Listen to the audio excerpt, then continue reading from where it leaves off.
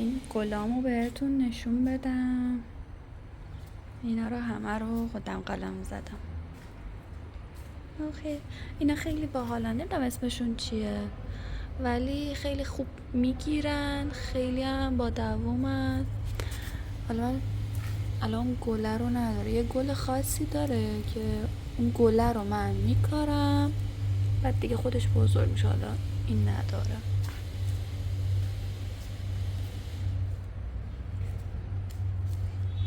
الان شمدونی های اونورم بهتون نشون میدم.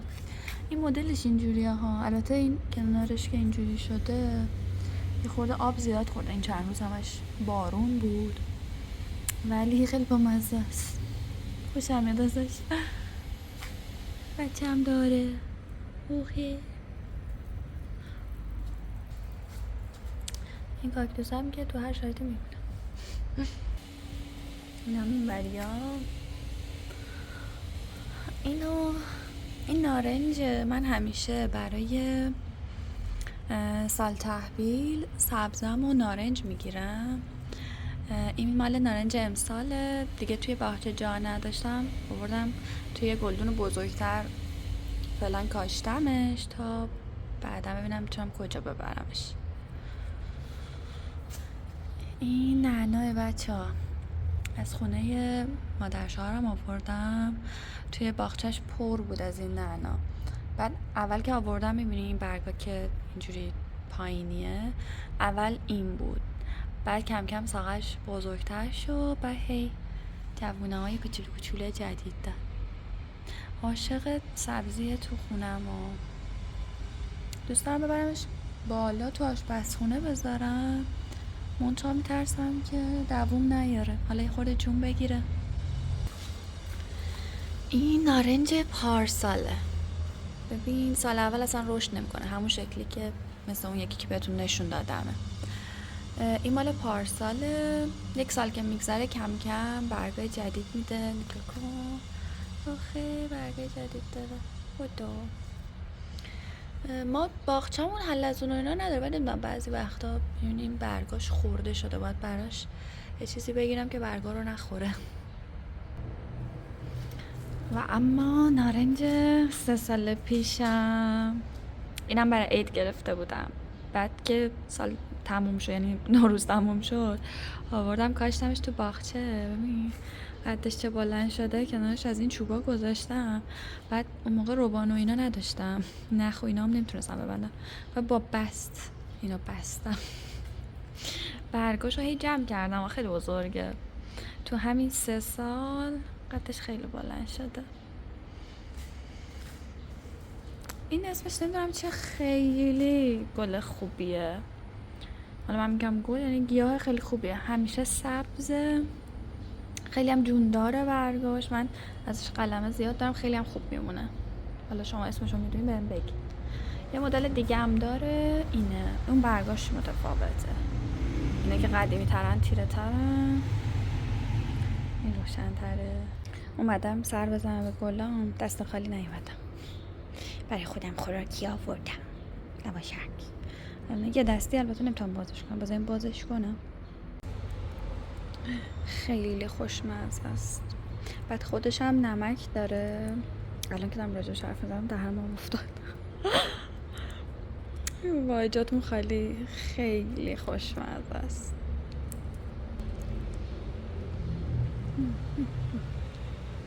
نگم براتون اینا دستاسم، بعد نمکی هم هستن، ترش و شیرینه، یک کوچولو بیشتر ترشه. عالیه، جاتون خالی. این هم گلایی که تو خونه دارم، این که فیکوسه، یه بچه هم داره. حتما این رو تمیز میکنم و الان که اینجوریه به خاطر اینکه تازه بهشون دیروز آب دادم، بعد آب اسپری میکنم اینجوری لک شده. با یه خورده شیر و پنبه تمیزش میکنم همیشه. اینم که سانسوریاست، خیلی گیاه آروم و کم دردسریه.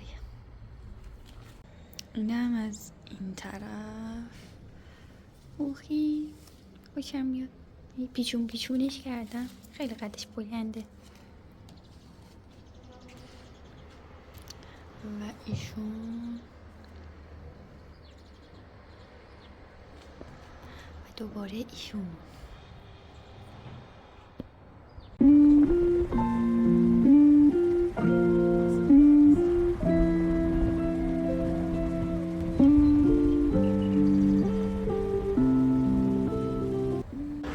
آوردمتون به جای خیلی باحال بهتون نشون بدم درخته خوشگل اینجا رو.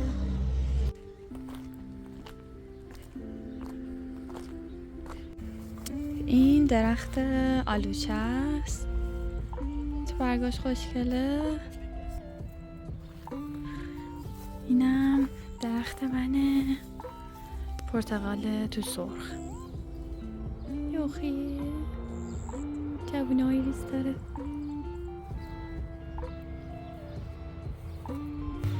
اینجا کلا درخت ها خانوادگیه. این هم درخت آلوچه است. این هم تامسونه. این هم یه آلوچه دیگه است. این میوه پرتقال تو سرخه. خدا چه کوچیکه میبینید. البته اینا دوباره میریزه، بعد دوباره میوه میده. خودتو انقدر پروسه کاشتنشون انرژی خوبی داره. البته خیلی خسته کننده است، واقعا کار سختیه رسیدگی به این درخت‌ها و باغ‌ها و اینها، ولی خیلی حس خوبی داره وقتی میکاریش، بعد بزرگ میشه. آدم کیف میکنه. نمیدونم صدا رو شما میشنوین یا نه، صدای پرنده ها رو. از این میوای کوچولو زیاد داره. اوخی.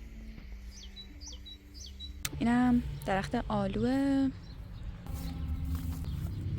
اینم اینجا بهش میگن شابلون، حالا نمیدونم جای دیگه اسمش چیه.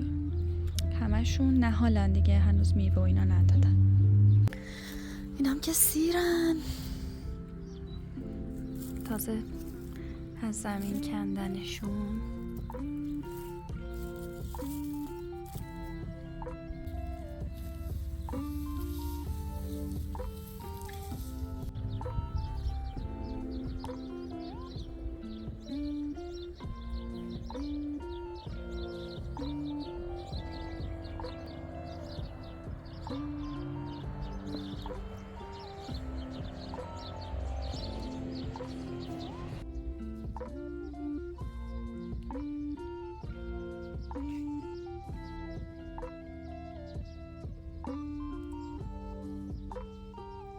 یه جایی شنیده بودم که میگفتن که اگر که حالا این که نهاله، ولی حالتون بده یه درخت رو بغلش کنید، انرژی خوبه اون درخته بهتون میرسه، انرژی منفی شما هم تخلیه میشه.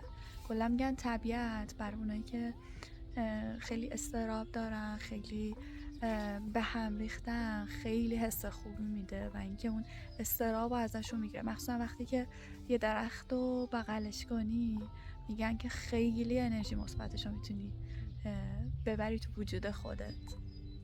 اصلا خوبی شمال اینه که حتی توی باغا که میخوای بری، حالا نه که لزوما جنگل باشه، هم که چشاتو میبندی صداهای پرنده ها رو میشنوی، یا همین قدم هایی که میزنی، صدای این علف ها که زیر پاته، واقعا شبیه تراپیه.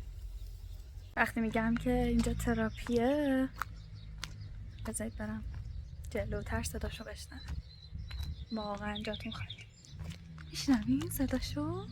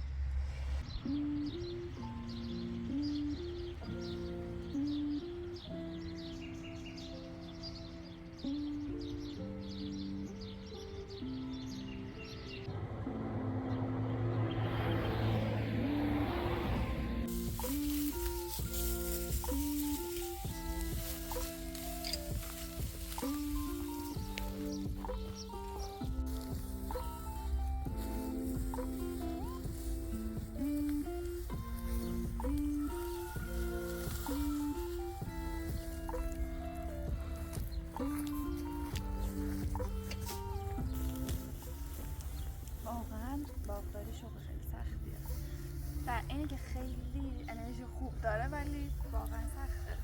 دم اونایی که واقعا باغداری میکنن گرم.